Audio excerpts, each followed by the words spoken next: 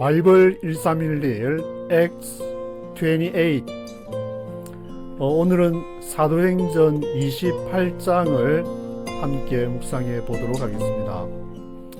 오늘은 한반도 프로젝트 1260 398일째를 지나고 있습니다. 드디어 책거리 사도행전 28장 마지막에 이렇게 다다르게 됐는데, 바울 선생님께서 로마에 도착을 하셔서 왜 로마도 보아야 하리라 그렇게까지 하면서 로마를 가야만 했는지, 스토우는 왜 워싱턴 DC를 가야만 했는지 그렇게 로마 당시 이제 로마 제국의 가장 큰 수도였던 로마도 보고 있는 바울의 모습을 보도록 하겠습니다.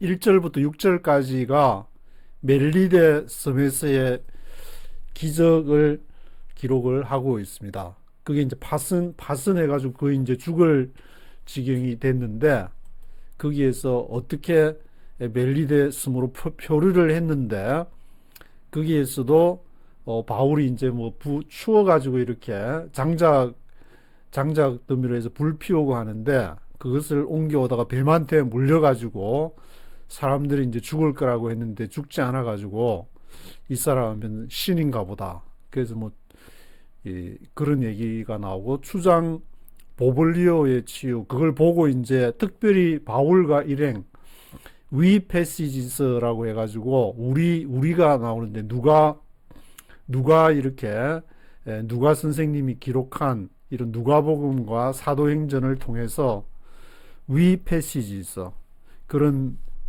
우리를 초청을 했다. 추장 보블리오 거기로 갔는데 또 치유를 해줘가지고 거기 엄청나게 276명 전원에게도 아주 긍정적인 그런 영향을 미쳤을 것 같은데, 그런 얘기들 또 기록이 되고, 그리고 거기에서 배웅할 때도 이제 빠이빠이 하면서도 엄청난 식량과 그런 거를 이렇게 실어주고, 이 멜리데라는 섬, 지금 몰타 섬인데, 지중해 한 가운데 있는 그 몰타 섬 자체가 원래 지중해를 항해하다가 한번 이렇게 정박을 하게 되고, 거기에서 필요한 보급품이 없으면은 백부장 율리오라는 사람도 있었으니까, 그 사람이 로마 백부장의 권한으로 식량도 아마 증발할 수 있는 그런 권한도 있었던 것 같은데, 하여튼 거기를 멜리데 지금의 몰타 섬을 떠나서 로마로 가게 되는, 그래서 그 가게 되는 길이 보시면은, 지도에 여기 보시면은 여기 멜리데를 떠나가지고 이제 수라구사, 레기온, 보디올, 수라구사에는 사흘, 3일 동안 여기 이제 수라구사에 머물렀다 그러고, 레기온에서는 레기온에 이르러 하루를 지나는, 여기는 하루를 머물고, 그리고 보디올에서는 7일간 머물러서 이 아피아 가도를 지나가지고 로마로 들어가게 되는, 그래서 여기 지나는 그 두 길이 그 길을 지나는 게 15절에 기록이 되어 있습니다. 형제들이 우리 소식을 듣고 여기 아피아 가도라는 요까지 이렇게 나와서 맞게 환영을 하는, 바울과 그 일행을 환영을 하는 그 내용, 그리고 삼관이라고 그랬는데, 이 삼관이라는 것은 지금의 이제 태번, 여관 같은 숙박시설이 있는 그 길을 말하는데, 거기까지도 이렇게 나오게 되고, 아피아 가도에서 먼저 바울 일행을 맞고, 그 다음에 이제 조금 늦게 온 일행도 있는 것 같은데, 삼관까지 와서 환영을 하는 그런 내용이 기록이 되어 있습니다. 여기 15절에 있는 형제들이 우리 소식을 듣고, 이 바울이 이제 지금 로마로 가게 될 때에 이미 고린도 교회와의 갈등이 해결되고 로마서를 써서 이미 그 로마에 가기 전에 로마서가 전달이 돼가지고 이 형제분들께서 로마서를 다 읽어본 그런 상황인 것 같은데, 그래서 이제 바울을 배웅을 나오게 환영을 이렇게 하려고 나온 그런 상태에서 이미 로마 교회 성도들에게 로마서를 보낸 상태였고, 그래서 나온 사람들은 누구였느냐? 로마서 16장에 보면은 그 이름이 하나하나 언급하며 무난했던 사람들의 가능성이 매우 높다고 구글 제미나이가 그렇게 분석을 하니까, 뭐 하여튼 뭐 구글 제미나이가 아니라 상식적으로 그럴 수 있다는 생각이 드는데, 이 로마서 16장에 나오는 브리스길라 아굴라라든지 안드로니고와 유니와 루포와 그의 어머니, 이런 사람들, 인물들이 거론이 되고 있습니다. 브리스길라 아굴라는 이제 뒤에도 나오지만 클라우디우스 황제가 이제 지금 바울이 로마로 가기 한 10년 전에 로마의 클라우디우스 황제가 기독교와의 뭐 분쟁이나 뭐 그런 걸 서로 싸우니까, 서로 막 네가 올린 내가 올린 싸우니까 다 나가라 해가지고 다 추방을 해버린 클라우디우스 황제가 있었는데, 거기에서 브리스길라 아굴라가 나와서 고린도에서 이렇게 만나게 되는 그런 내용이 이 사도행전에 기록이 되어 있기 때문에, 본 김에 그것도 한번 보시면은 21절에 뭐라고 되어 있냐면은, 바울이 이제 쭉 자신이 왜 내가 가이사에게 호송을 해서 왔느냐, 그 얘기를 앞에 누구한테 얘기하냐면은 17절에 바울이 유대인 중 높은 사람들을 칭했다고 그렇게 얘기를 하고 있습니다. 이 말은 당시에 이제 그 로마에 있어서 유대인 그 사회가 형성이 되어 있었다는 것을 알 수가 있는데, 그래서 이 유대인들을 초청해가지고 그런 말을 쭉 하면서 이제 20절에 이스라엘의 소망을 인해서 내가 쇠사슬에 매인바 됐다. 그리고 21절에는 그런데 그 말을 듣던 그 유대의 사람들이 뭐라고 하냐면, 유대인들이 내게 대해서 바울 너한테 관한 편지도 받은 일도 없고, 또 형제 중 누가 와서 너에 대해서 좋지 못한 것을 고하든지 이야기한 일도 없다. 우리는 잘 모른다. 그런 얘기를 28장 21절에 우리는 너에 대하여 유대로부터 서신도 받은 일이 없다. 그 당시에 이제 로마에서 유대 사회가 이렇게 형성이 되어 있고 왔는데, 10년 전에 클라우디스 황제가 어떤 뭐 기독교와 유대교 간의 그런 문제 때문에 서로, 그 당시에는 이제 기독교가 완전히 형성이 되지 않은 그런 상황이었기 때문에 서로 이렇게 조금 말썽을 부리는 그런, 그게 아마 겉으로 좀 드러난 일 때문에 클라우디우스 황제가 추방을 해서 바울이 로마로 가기 약 10여 년 전에, 서기 한 49년에 로마 황제 클라우디우스가 유대인들 사이에 일어난 소요, 이 그리스도교와 관련되어 가지고 이 유대인들을 로마에서 쫓아낸, 그때가 사도행전 18장에 이제 이 내용이 기록이 되어 있는데, 그러한 상황이었기 때문에 정부의 어떤 로마 당국의 눈치를 보아야 되는 그런 상황이었던 것으로 알 수가 있습니다. 그래서 바울이 만난 유력자들은 추방령이 해제된 후에 로마로 돌아왔기 때문에, 지금 얼마 안짝이 몇 년이 지나지 않았기 때문에 로마 정부의 눈치를 보고 있었기 때문에, 또 바울이 또 가이사에게 또 이렇게 어필을 하는 그런 상황에서 바울과 또 막 같이 엮여 들어가면은 같이 굉장히 곤란한 일이 되지 않을까, 그런 생각에 우리는 유대인들한테 너에 관해서 편지 받은 일도 없다. 근데 바울은 유대인하고 긴밀히 연결이 되어 있기 때문에 이 유대의 유력한 사람들을 초청을 해가지고 다 설명을 하고, 내가 이렇게 하는 것은 내가 뭐 유대인하고 뭐 척이 져가지고 그 사람들하고 뭐 이렇게 뭘 안 좋은 관계가 있어서 그런 것이 아니라, 20절에 있는 것처럼 이스라엘의 소망을 인해서 내가 이렇게 쇠사슬에 메인바 됐다는 자신의 그 입장을 설명하는 내용이 이 기록을 하고 있습니다. 그래서 이스라엘의 소망을 위해서 했다는 것은 구약의 그 당시 유대인들 타나크라고 그러는데, 토라, 느빔, 케투빔, 토라는 그 모세 오경을 말하는 것이고, 느빔은 선지서를 말하는 것이고, 케투빔은 성문서를 말하는데, 그 성문서에 이제 다니엘 쓰는 성문서에 포함이 되게 되는데, 그래서 이 구약에 있는 그 내용들의 그것이 바로 이스라엘의 소망이다. 이스라엘의 소망이라는 것을 앞에서도 많이 언급을 하고 있습니다. 이 20절에 언급한 이스라엘의 소망 때문에 내가 쇠사슬을 매였다 그랬는데, 바울에게 이 소망은 단순한 민족적인 어떤 해방이 아니라 구약의 약속한 예수 그리스도를 통해 성취된 부활, 메시아의 통치, 하나님 나라. 그래서 23절에도 보면은 바울이 아침부터 저녁까지 강론하여 하나님 나라를 증거했다.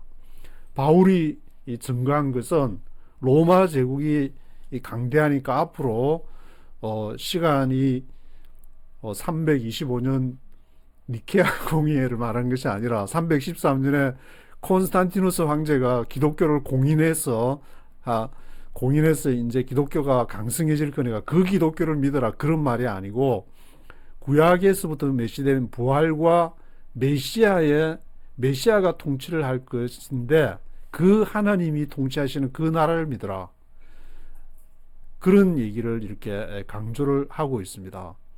그래서 바울이 전한 그 메시지는, 이것이 313년에 로마가 국교화되어서 했던 그 기독교를 말하는 것이 아니고, 또 그 이후에 이제 한 1000년 정도 이렇게 통치를 하던 가톨릭이 뻘짓을 너무 많이 해가지고 거기서 나온 개신교를 말하는 것도 아니고, 그렇다고 해서 뭐 이렇게 66권 성경을 다 인정하는데, 그러한 개신교나 가톨릭이 기독교와는 다르다는 말을 하는 것이 아니라, 이게 그 과정 속에서 바울이 지금 정하는 이스라엘의 그 소망, 부활과 메시아, 또 사도행전 23장 6절에서 말한 죽은 자의 소망 곧 부활, 그리고 24장 15절에서 벨리스 총독 앞에서 말했던 의인과 악인의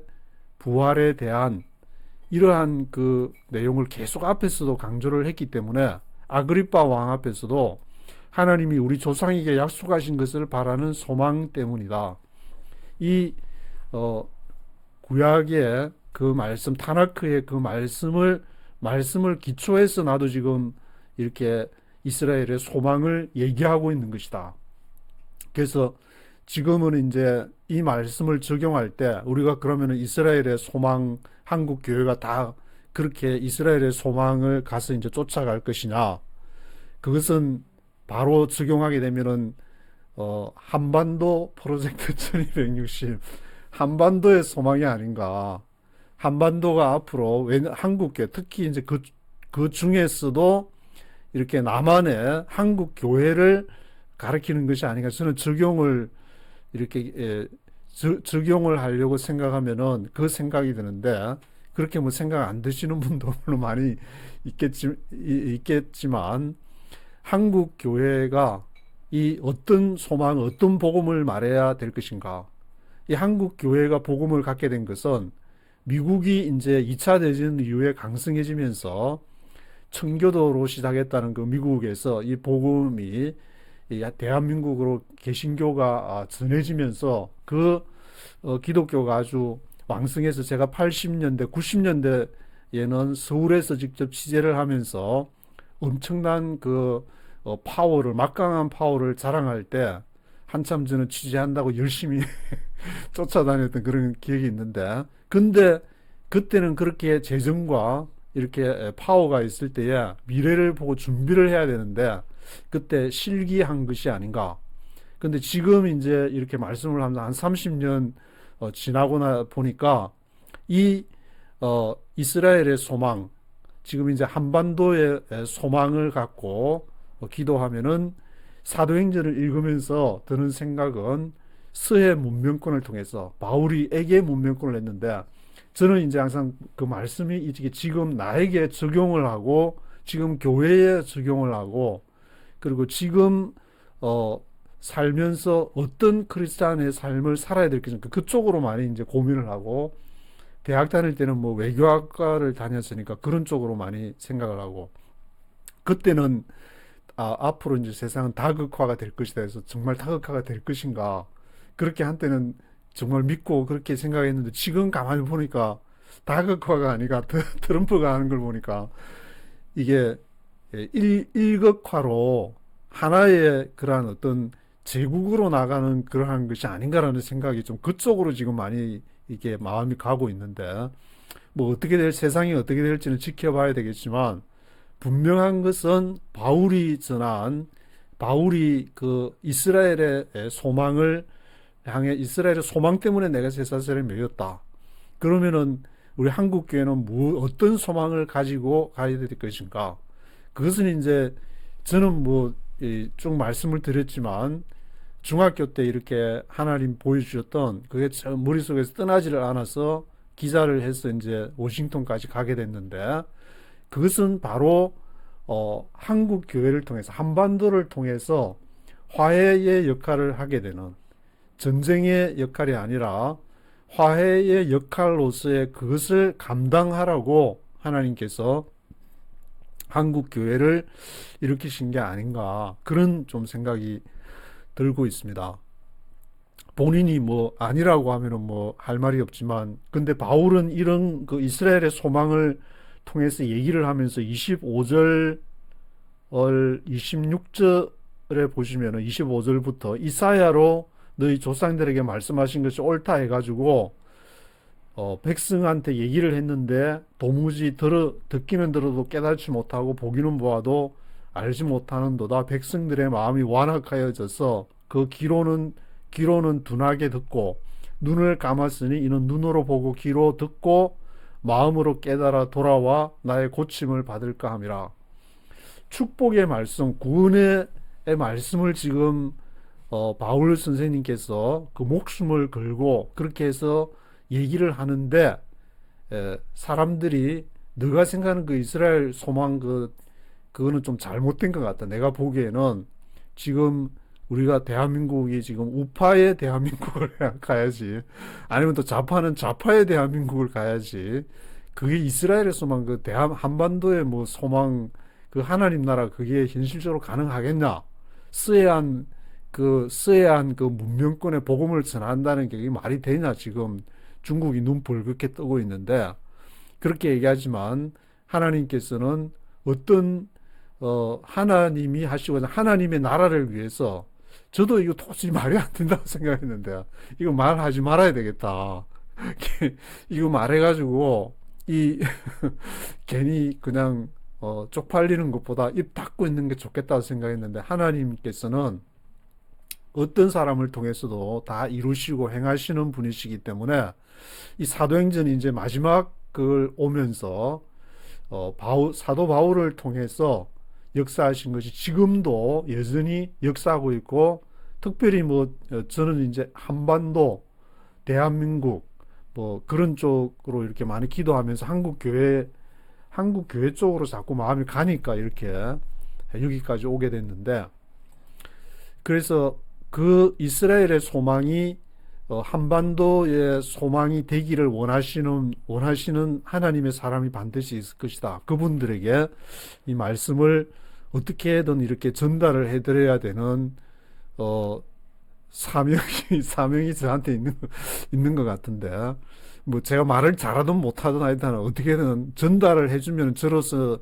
제 역할을 하는 것이니까 그래서 일단은 본인이 하나님 앞에 마음이 열려야 될 것이고 사도 바울도 그 고린도 교회 때문에 막 골 때리게 그냥 고민하면서 막 하니까 이게 도저히 그냥 그때 로마서 쓸 생각도 못한 그런 상황인데 그게 문제가 고린도 교회 갈등이 싹 해결이 되니까 그냥 하나님께서 팍 이렇게 막 엄청난 영성을 열어가지고 로마서를 기록하게 하는 그러한 일들이 발생하게 되기 때문에 이 처음 4절에 보시면은 어 이제 바울이 그 멜리데스에 내려가지고 구원을 거기서 구원을 받았으나 뱀에게 물려가지고 곧 죽을 것 같아가지고 공의가 살지 못하겠다. 공의라는 말을 멜리데 섬 사람들이 하는 것이 나옵니다. 그래서 이것을 이제 헬라어로 보시면은 헤디케라는 말이라고 그러는데 그게 이제 우리말 성경에는 공의로 번역됐는데 이것이 단순히 추상적인 어떤 정의가 공의가 살지 못했다 그런 뜻이 아니라 그리스 로마 신화에 등장하는 복수의 여신, 정의의 여신의 이제 고유명사라고 합니다. 저도 이번 읽으면서 그런 걸 알았는데 제우스의 딸 그 디케는 질서와 정의를 주관하는 제우스의 딸로 인간 세상의 불의를 감시하고 죄 지은 자를 처벌하는 신이라고 합니다. 제우스의 딸. 그래서 이 운명의 집행자 멜리데 몰타스의 원주민들은 그리스 문화의 영향을 강하게 받은 사람들이고 그들이 바다에서 바울이 살아남았을지 모르지만 결국에 디케 여신이 나오는데 디케 여신이 끝까지 추적해서 독사라는 도구를 통해서 심판을 받았다. 네가 그렇게 뱀한테 물리는 게 그냥 우연히 일어난 것이 아니고 디케 여신, 정의의 여신, 복수의 여신에게 너는 벌을 받게 되는 것이다. 그런 어떤 멜리테 사람들이 그런 생각을 갖고 있는 것을 보게 됩니다. 그래서 죽을 줄 알았는데 안 죽고 이제 계속 살아있으니까 섬 사람들이 바울을 신이라고 부른 장면이 당시 지중해 연안의 민간 신앙과 헬라 문화가 어떻게 결합이 되었는지를 보여주고 있는데 이때 바울을 신이라고 불렀다. 이 28장 6절에 보시면은 아무 이상이 없어가지고 이제 돌려 생각하여 말하되 신이다. 저 사람이 독사한테도 물렸어. 디케 신한테 벌을 받아서 죽을 줄 알았는데 안 죽으니까. 그래서 이 우리가 뭐 하나님 하면 데오스 그렇게 얘기하는데 이 데온이라는 것은 신을 뜻하는 이 데오스의 목적격 형태고 원문에는 무관사 형태로 있는데 만약에 그 신이라고 했으면 특정한 신을 지칭했지만 관사 없이 데온이라고 표현된 것은 신적인 존재, 신들 중에 하나라고 그렇게 바울을 그런 식으로 일반 명사로 지칭을 하는 것을 볼 수가 있습니다. 그러면은 이 바울을 보면서 어떤 구체적인 신의 이미지를 떠올렸을까? 보면은 이제 독을 이기는 신 헤라클레스. 왜냐하면 헤라클레스가 뱀을 손으로 잡아 죽인 그 신화가 있기 때문에 멜리데 섬 사람들도 헤라클레스가 이렇게 헤라클레스를 숭배를 했는데 그것이 바로 뱀을 손으로 잡아 죽인 헤라클레스를 떠올린 것이 아닌가. 그 다음에 또 우리가 아스클레피오스라고 앰뷸런스 삐뽀 하면서 이렇게 앰뷸런스 차가 가는 것을 보면은 그게 그림에 이렇게 지팡이 같은데 뱀이 감고 있는 걸 보면서 이렇게 잘 설명을 못 해주면 저건 뭐 이상한 저기 사탄인가 그렇게 생각하시는 분들도 있을 것 같지만 그게 아니고 아스클레피오스라는 그리스 신화에서 의술의 신 아스클레피오스의 상징이 지팡이를 감고 있는 뱀이라고 합니다.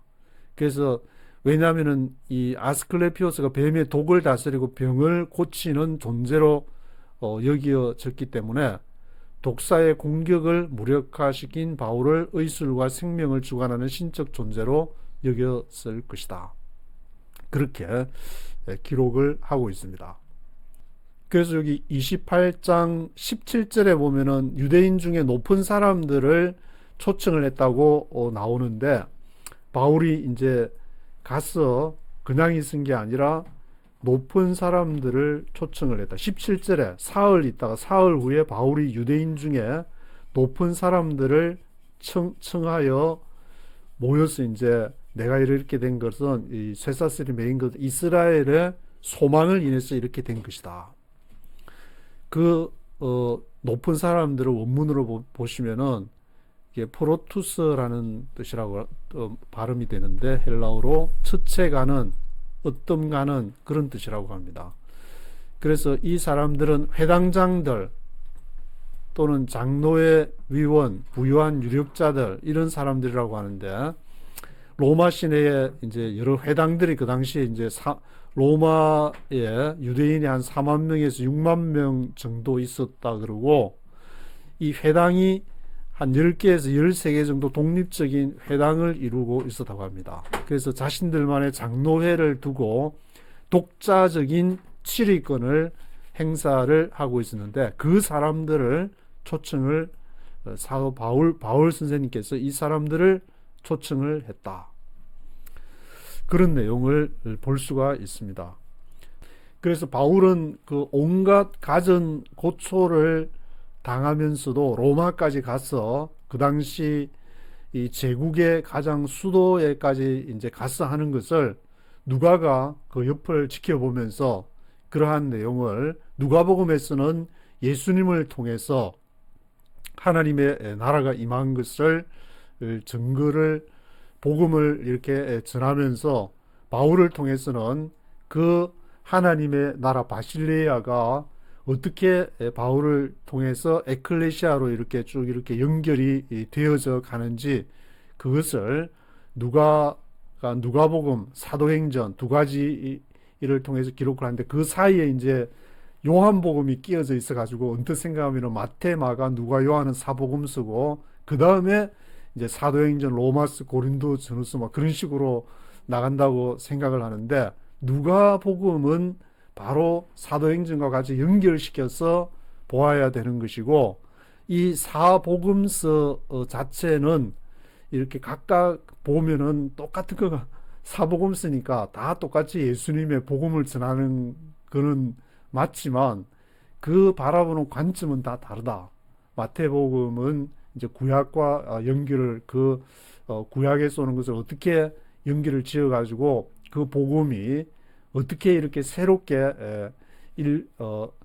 하나님을 믿는 사람들에게 예수님을 믿는 사람들에게 그 복음이 파고 들어가는지를 잘 설명하고 마가는 원복음을 통해서 또 증거를 하면서 누가는 다른 복음서에는 전혀 기록을 하지 않은 예수님의 동정녀 탄생으로부터 하늘로 승천하는 것까지를 아주 드라마틱하게 그렇게 기록을 하면서 또 그것이 사도행전으로 이어져서 사도 바통을 이어받은 바울 사도가 이 교회를 확장해 나가기 위해서 하나님의 나라를 증거하기 위해서 23절, 28장 23절에 어떻게 그러한 과정을 지나는지를 그것을 기록을 하고 있는 누가복음 그리고 요한복음은 이제 완전히 더 이상 복음이 더 이상 거기서 나아갈 수 없을 정도로 요한복음과 요한 1, 2, 3서 요한계시록을 통해서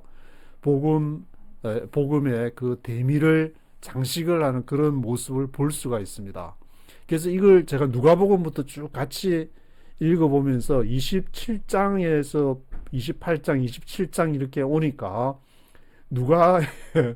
누가가 고개를 쏙 내밀고 있는 그 모습을 비로소 27장, 28장에서 이렇게 확실히 느낄 수가 있었고 그리고 28장에서는 바울이 이렇게 나오고 있지만 결국 누가가 전하고자 했던 것은 이러한 복음을 전하는데도 이사야가 얘기했던 것처럼 도무지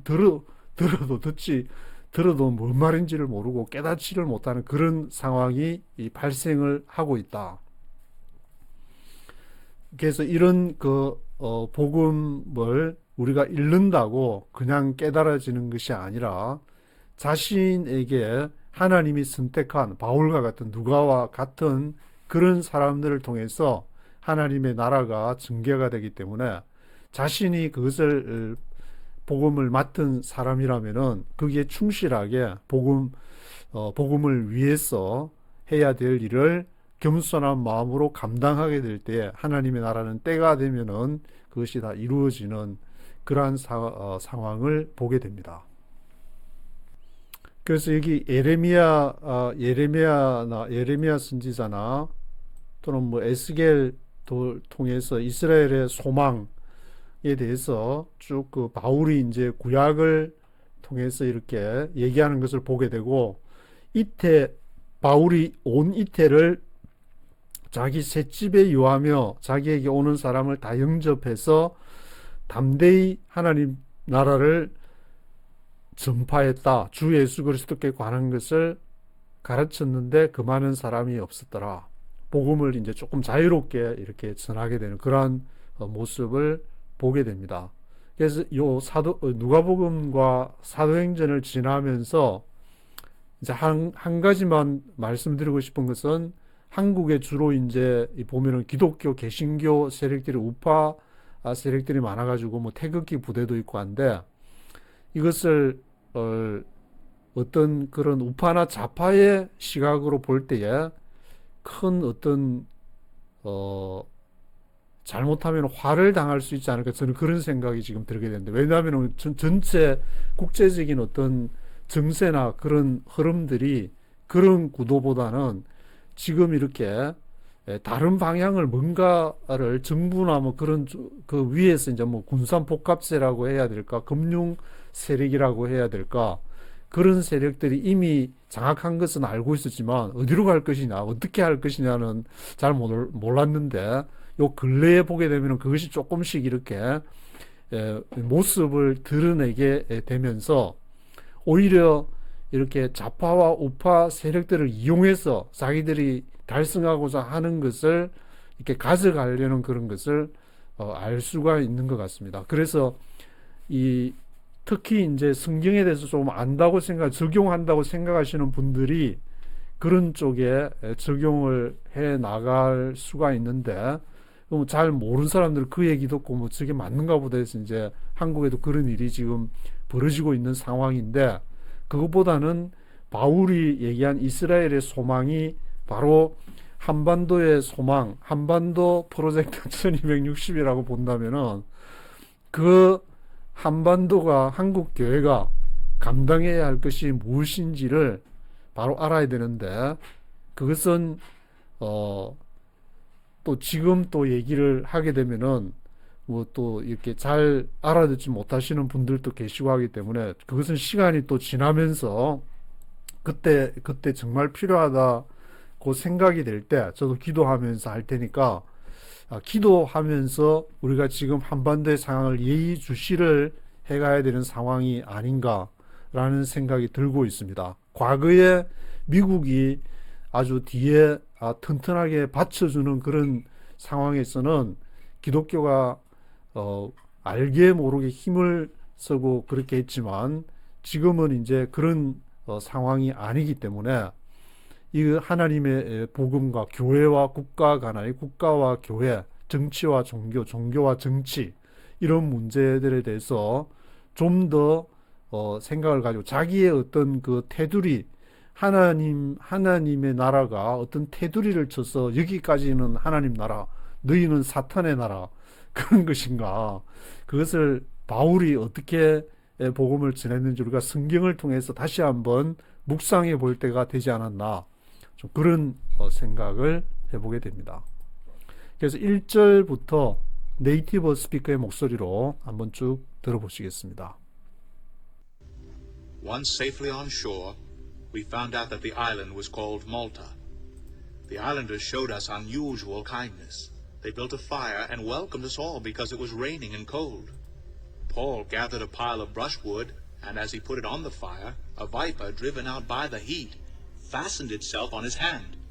When the islanders saw the snake hanging from his hand, they said to each other, "This man must be a murderer, for though he escaped from the sea, justice has not allowed him to live." But Paul shook the snake off into the fire and suffered no ill effects. The people expected him to swell up or suddenly fall dead. But after waiting a long time and seeing nothing unusual happen to him, they changed their minds and said he was a god. There was an estate nearby that belonged to Publius, the chief official of the island. He welcomed us to his home and for 3 days entertained us hospitably. His father was sick in bed, suffering from fever and dysentery. Paul went in to see him, and after prayer placed his hands on him and healed him. When this had happened, the rest of the sick on the island came and were cured. They honored us in many ways, and when we were ready to sail, they furnished us with the supplies we needed. After 3 months, we put out to sea in a ship that had wintered in the island. It was an Alexandrian ship with the figurehead of the twin gods Castor and Pollux. We put in at Syracuse and stayed there 3 days. From there we set sail and arrived at Rhegium. The next day the south wind came up, and on the following day we reached Puteoli. There we found some brothers who invited us to spend a week with them, and so we came to Rome. The brothers there heard that we were coming, and they traveled as far as the Forum of Appius and the 3 taverns to meet us. At the sight of these men, Paul thanked God and was encouraged. When we got to Rome, Paul was allowed to live by himself with a soldier to guard him. 3 days later, he called together the leaders of the Jews. When they had assembled, Paul said to them, "My brothers, although I have done nothing against our people or against the customs of our ancestors, I was arrested in Jerusalem and handed over to the Romans. They examined me and wanted to release me because I was not guilty of any crime deserving death. But when the Jews objected, I was compelled to appeal to Caesar. Not that I had any charge to bring against my own people. For this reason I have asked to see you and talk with you. It is because of the hope of Israel that I am bound with this chain." They replied, "We have not received any letters from Judea concerning you, and none of the brothers who have come from there has reported or said anything bad about you. But we want to hear what your views are, for we know that people everywhere are talking against this sect."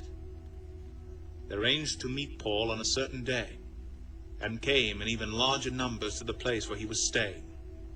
From morning till evening he explained and declared to them the kingdom of God and tried to convince them about Jesus from the law of Moses and from the prophets. Some were convinced by what he said, but others would not believe. They disagreed among themselves and began to leave after Paul had made this final statement. "The Holy Spirit spoke the truth to your forefathers when he said through Isaiah the prophet, 'Go to this people and say, you will be ever hearing but never understanding. You will be ever seeing but never perceiving. For this people's heart has become calloused. They hardly hear with their ears, and they have closed their eyes. Otherwise they might see with their eyes, hear with their ears, understand with their hearts, and turn, and I would heal them.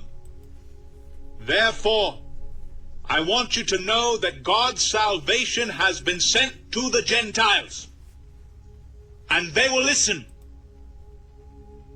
For 2 whole years, Paul stayed there in his own rented house and welcomed all who came to see him. Boldly and without hindrance, he preached the kingdom of God and taught about the Lord Jesus Christ.